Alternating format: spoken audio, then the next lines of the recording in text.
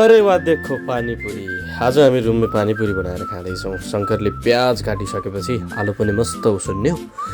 आलु उसिनेर त्यसलाई ग्याम्ती मसलामा मुछेपछि मैले पानीपुरी फुराउने सुरसार गर्न थालेँ। त्यस पछाडि तेल तताएर पानीपुरी हालेपछि कस्तो मजाले पानीपुरी फुल्यो।